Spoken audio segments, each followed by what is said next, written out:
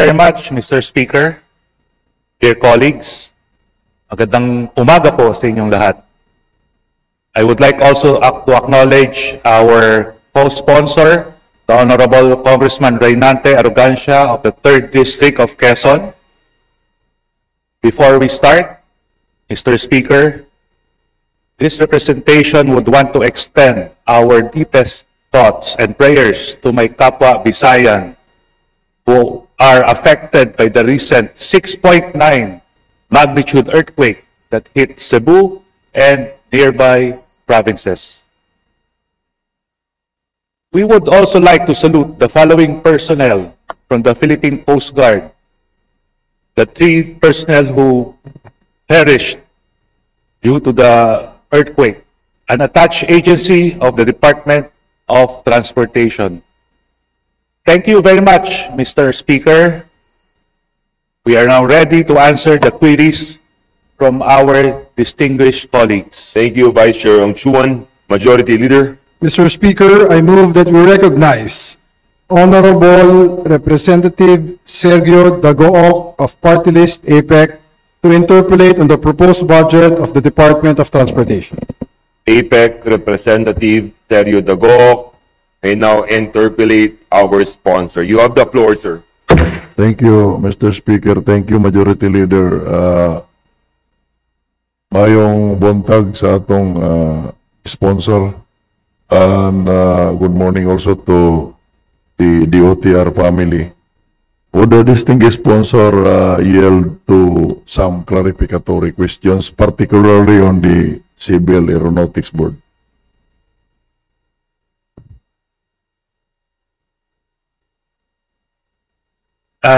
Yes, distinguished colleague. Mr. Speaker, distinguished sponsor, we are all aware, especially the people from the CEB, that Executive Order 219 liberalized the fare structure of our airlines. However, the Civil Aeronautics Board still has authority to adopt and propose fares from airlines and carriers. Kasi kung wala na silang authority, bakit patuloy nating pupunduhan yung opisina nila?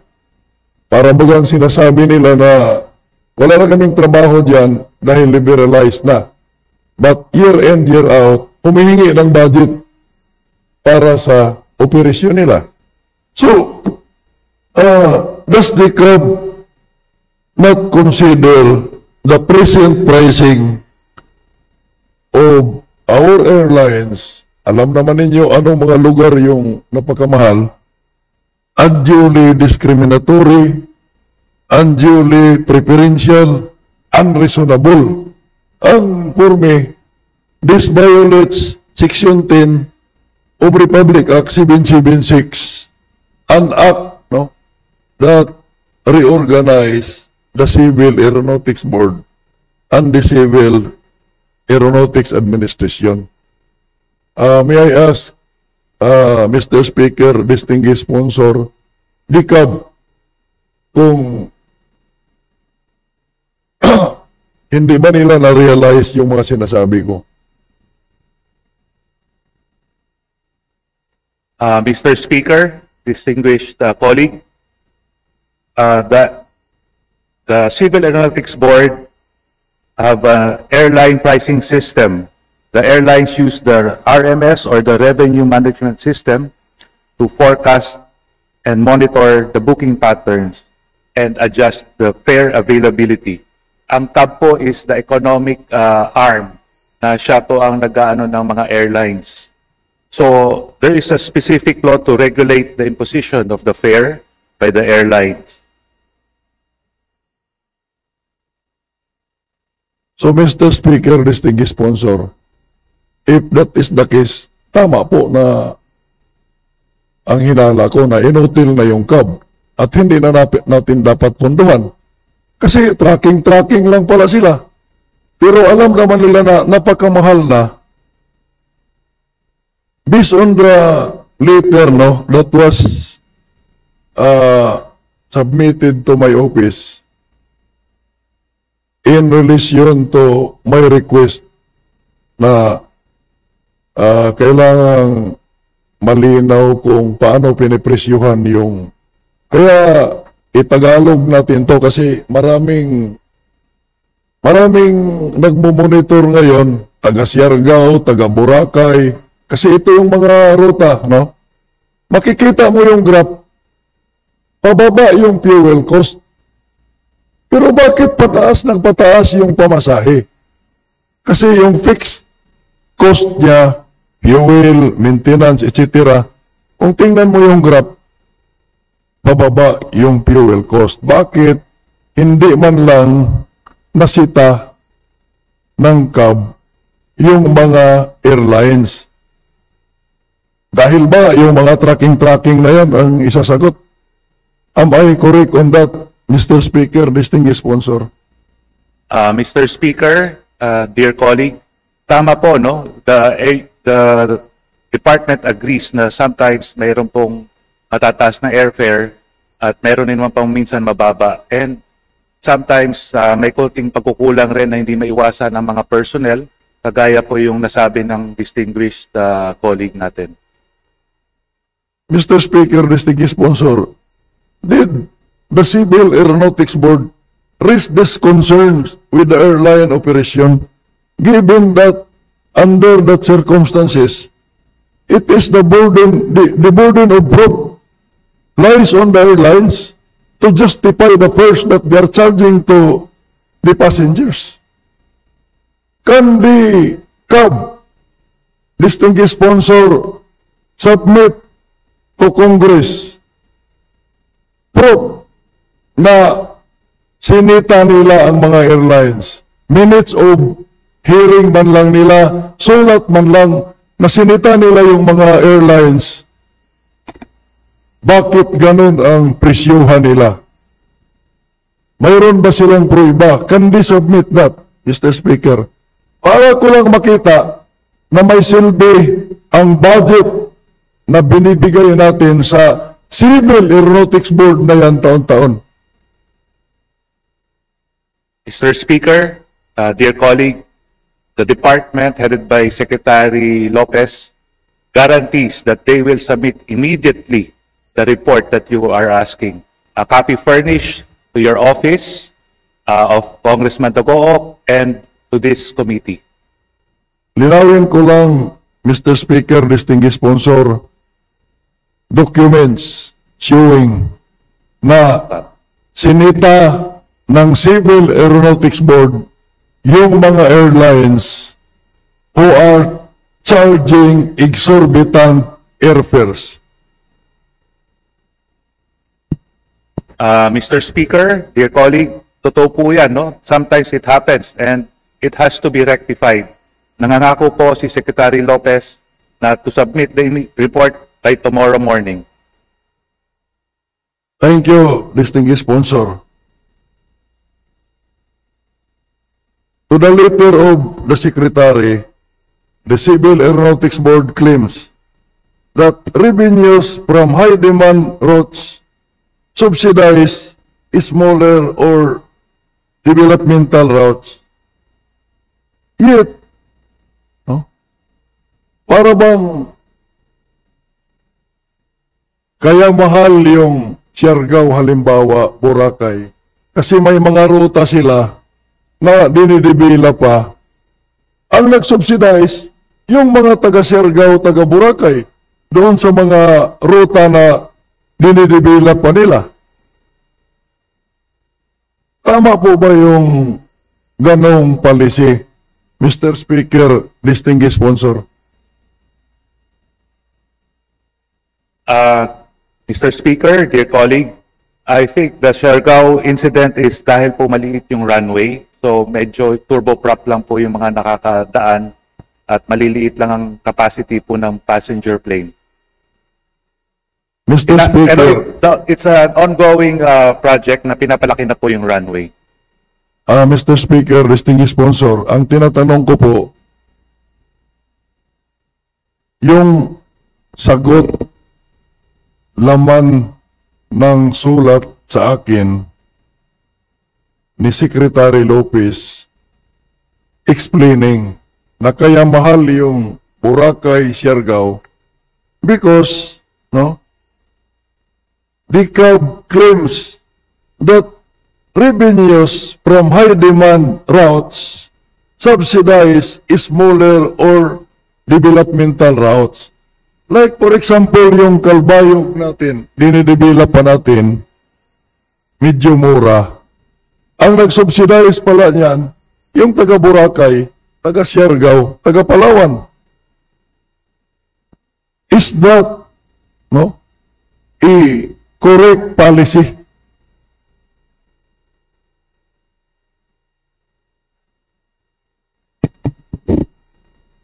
For Mr. Speaker, distinguished colleague, for route service by a single operator, the passenger rate shall continue to be regulated. However, all charges and passage rates shall be monitored by the CAB. Yun na nga.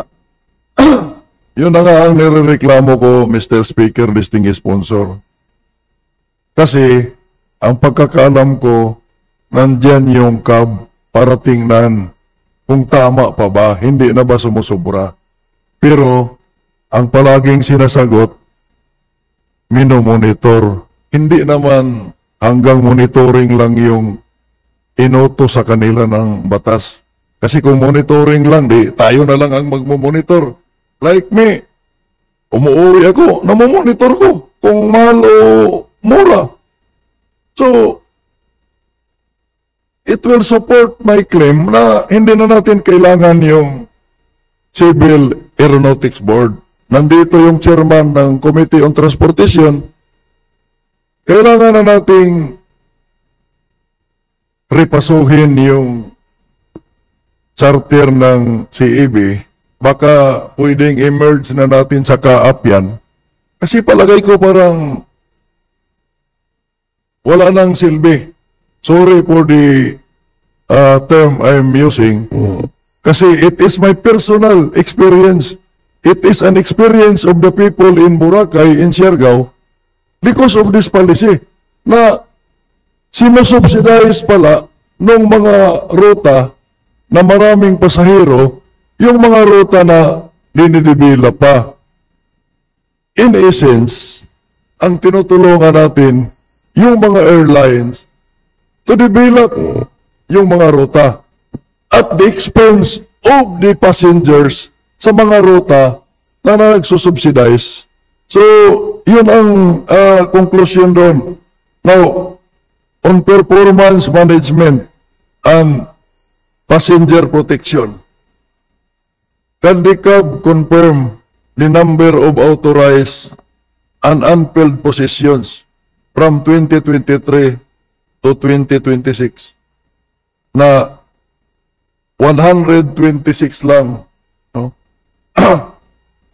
Since 2023. Kasi every time may hearing sa Committee on Transportation, sinasabi ng CAB, may mga tauhan kami sa airport.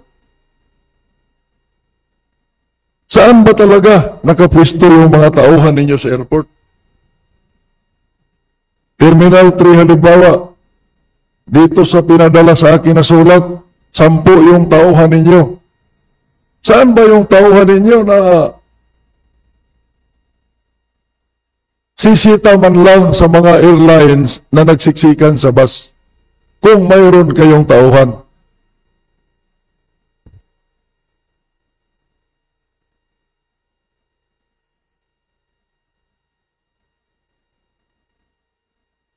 Nandito sa CAB yung problema eh. Ituturo yung CAAP kasi airport operation. Yes, Mr. Speaker, distinguished sponsor, I agree. It's an airport operation matter. Pero nandyan yung CAB to see to it na yung airport operation is complying with the JAW. Sila yung police eh. Nangyari na naman tong parang istorya sa kuwa, may ghost project, may kuwa naman. So, hindi nasunod yung JAW, may CAB naman. Ang ituturo, airport operation. So may tao ba talaga kayo? Saan nakapwesto yun?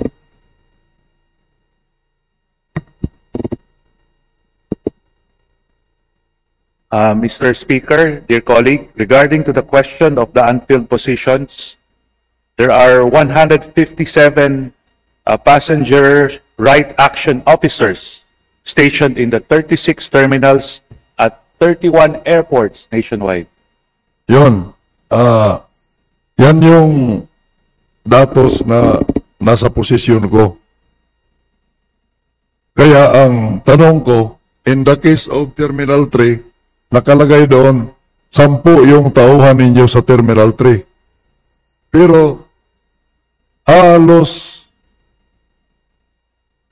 bawat sakay ko dyan sa Terminal 3, hindi ko makita yung tauhan ng CEB, yung palipat-lipat ng boarding gate, no? Hindi ko talaga makita. Ang makita ko lang, yung malaking billboard dyan na Passenger Bill of Rights. Ang lalaki ng mga malinaw, mabasa mo, yan yung mga rights mo.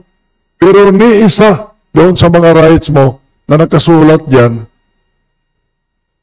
walang natupad dahil walang nagmumonitor sa compliance ng mga Bill of Rights. Palaging all rights yung pasahero.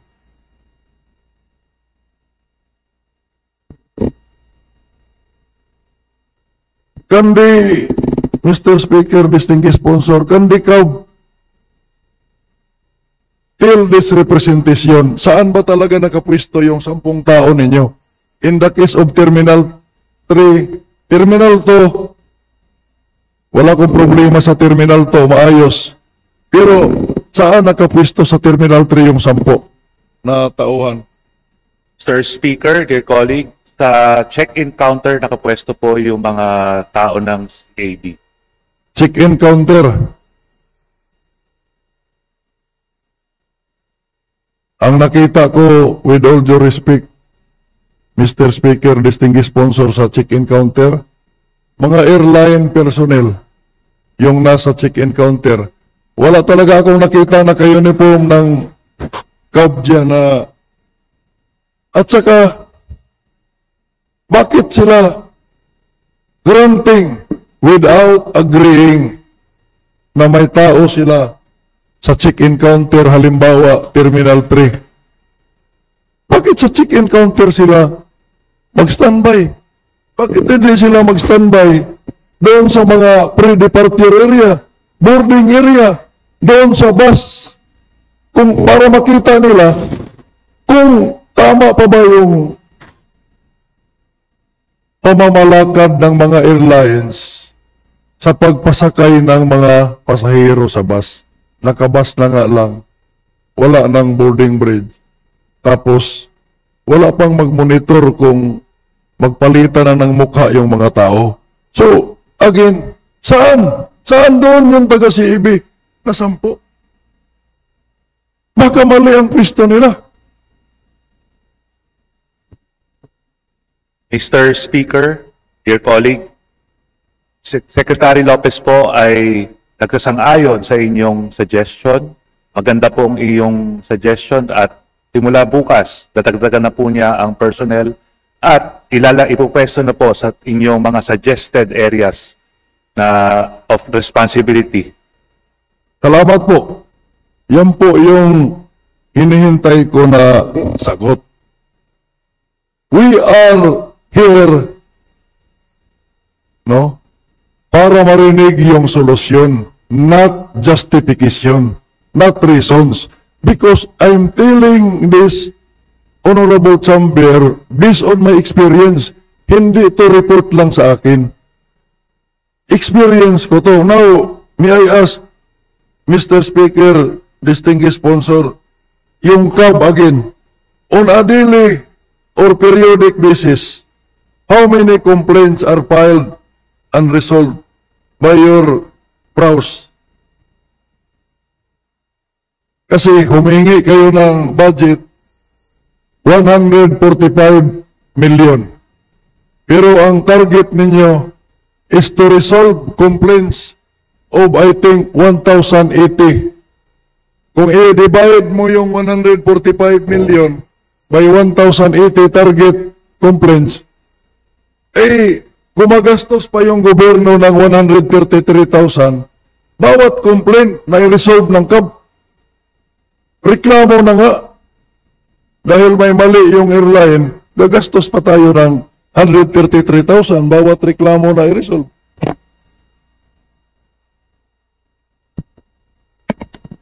Mr. Speaker, dear colleague, as of August 31, 2025, TAB has received 482 complaints, and 482 were acted upon, then 190 were resolved, and pending for resolution 292. Oh, so, yan yung performance nila. Biruin mo, no? Kung halimbawa yung target nila ang basihan, no? Mayroon tayong 157 na PRAOs. Dito sa datos ko, doon sa target, kung masettle nila 1,225 complaints, and 7,832 inquiries in 2025. Then, we spent 75 million to handle 8 complaints and 50 inquiries per PAO per year. Yan po. Ganon po kagastos yung pag-resolve natin sa mga I hope, Mr. Secretary, I believe in you. Kasi may palabra de honor kayo. Mayroong mga agency dito, budget briefing, isasubmit namin, pero walang ibibigay hanggang darating sa plenary. But you, no, you're like Secretary Vince Dizon.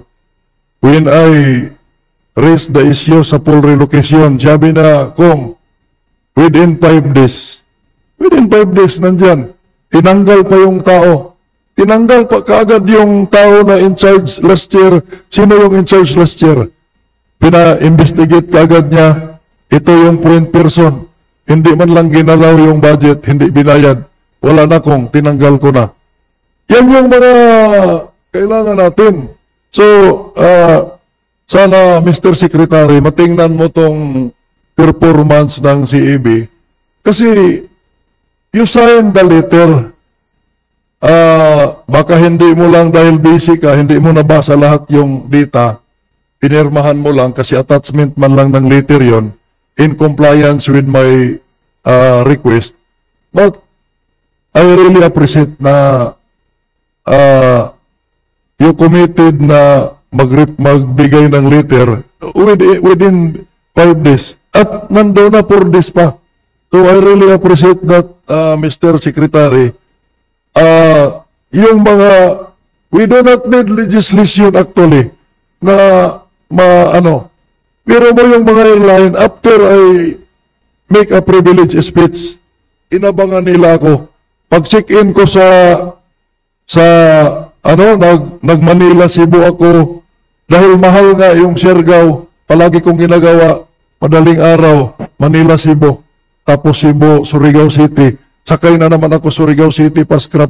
Si Airland, ang ginagawa ko makatipid lang dahil 17,000. Inabayan na nila ako. Pag check-in ko sa Cebu Pacific, sir, ikaw si Kong Dagook. Pinasakay ako sa bus. Dahil 5 pa lang kami nakasakay sa bus. Pinaalis na nila yung bus papunta sa aircraft. Sabi ko, bakit mo paalisin? Para lang ba masagot yung sinabi ko na magsiksikan? Pero yung kasunod na bus, magsiksikan na naman. Pagbalik ko, may nakaabang na naman. PAL yung sinakyan ko, direct flight. Pero 16,000. Inano ko na lang kasi every linggo ang uwi ko dito. May nakaabang na naman pagbaba ko sa Dahil row 5 ako, mga 10 siguro kami nakababa pa. Pagsakay, pinaalis na naman yung bus. Sabi ko, wag niyong paalisin. Hintayin muna yung ibang pasahero. Bakit ganun kayo? So, how about yung mga maliliit na pasahero na hindi makarating dito makareklamo sa Kongreso, magsiksikan pa din. So, I believe in you, Mr. Secretary. Ito does not need legislation, yung mga pagbabago. Tao lang na mag-monitor sa ng mga bus.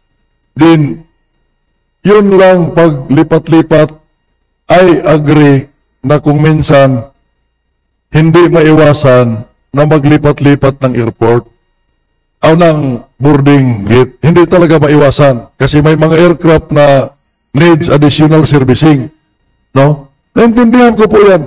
Pero kung yung sitwasyon na yan, Mr. Speaker, distinguished sponsor, kung yung sitwasyon na yan ay gawin na nating normal, katulad ng Terminal 3, tambay ka sa 117, maya-maya ilipat ka sa 134, 132, 133, normal na ginagawa, mali na po yan. Mali na po yan.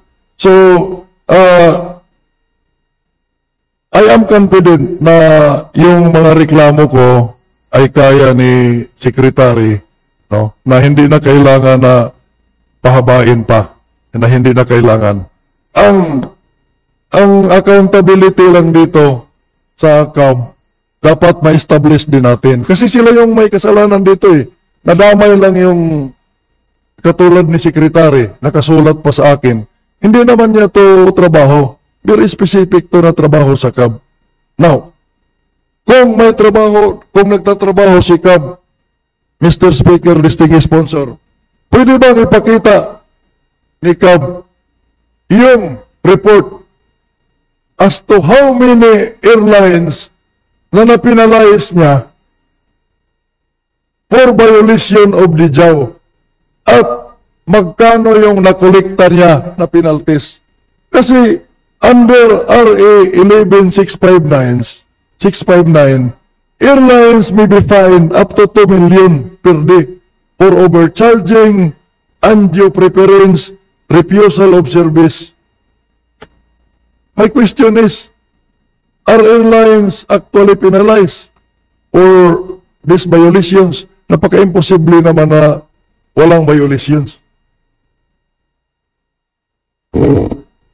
Mr. Speaker, dear colleague, regarding to the first topic that was mentioned regarding the airfare of Siargao, due to the suggestion of our dear colleague Congressman Tagook during the budget consultation of DOTR, Secretary Lopez immediately lowered the airfare from 17,000 to 11,000 plus maximum starting September 5. So let us put this on record that Congressman Tagook was able to contribute in lowering the airfare for Siargao. Distinguished sponsor, hindi lang 11,000. Nakakuha na ako ng ticket, 8,700 lang. Kaya na, pag-uwi ko ngayong Friday, direct na yung flight ko, hindi na ako dadaan ng, kasi 8,000 lang. Instead of 17,000. Yan yung sinabi ko kanina. Why should these routes, Boracay, Katiklan, Siargao, subsidize yung developmental route? So, yan yung sinabi ko na I really appreciate Secretary Lopez. Kasi, may palabra de honor, may word of honor siya na sinabi niya kung kanya pinalapit yung CAB, Executive Director, kasi ang dami pang justification. Kami na ni Kung Dagook mag-usap. Kung titingnan ko to, ilang araw na natanggap ko yung letter, yung pamasahe, bumaba. So may ginagawa si Secretary Lopez. I want to put that on record na I'm telling this August Chamber, may ginagawa si Secretary based sa kanyang mga pangako. Ginagawa niya yung kanyang pangako. So, kaya inuulit ko, may word of honor si Secretary. Ang ko lang, wala talagang, ito, last na lang. Marami pa to. Pero puro kasi cab to. Mag-request na lang kay secretary, tingnan yung agency na yan. Alam naman kung anong dapat. Yung patakaran ng isang airline, bibili ka ng bagahe based on kilos. 20 kilos yung pinaka maliit nila. Bibili ka. Pag check-in mo, yung bagahe mo na 3, tig 5 kilos, 15 lang. Ay hindi sila papayag doon. Kasi pag check-in mo, siguro alam to ni airport manager kung anong airline to. Hindi na nakabase sa inuha mong bagahe in kilos. Nakabase na kung ilang piraso. So kung 3 yung i-check-in mo, tig 5 kilos, kukuha ka ulit ng another 20 kilos. Good for 20 kilos. So, hindi per kilo. Kaya ang ginawa ng mga pobreng pasahero, mayroon ding nagninegosyo doon sa tabi na nakatip. Irap yung 3 bagahe para lang hindi na makakuha ulit. Secretary, kindly look into that. Kasi kawawa naman yung wala ng pera, pauwi na sa probinsya, naubos na ang pera dito sa Maynila. Tapos, wala na siyang pambayad, 300 eh. So, mali naman po yun. Kung purpose yung, pag check-in, purpose na lang yung pagbinta mo ng bagahe. Pero kung per kilo, bakit hindi nakabase sa per kilo? Only one airline is practicing that. Only one airline. So, Mr. Speaker, distinguished sponsor, Secretary Lopez, maraming salamat doon sa mga ginawa mo kaagad na aksyon, nakikinabang na yung mga pasahero. Kasi nung napakamahal pa pag-uwi ko, puro foreigner yung kasabay ko. Ngayon, marami ng taga-Siargao na kasabay ko kasi may 8,000 na, may 9,000, ang pinakamahal 12,000. So yan yung na-experience ko last 2 weeks. So maraming salamat, Secretary. Thank you, distinguished sponsor.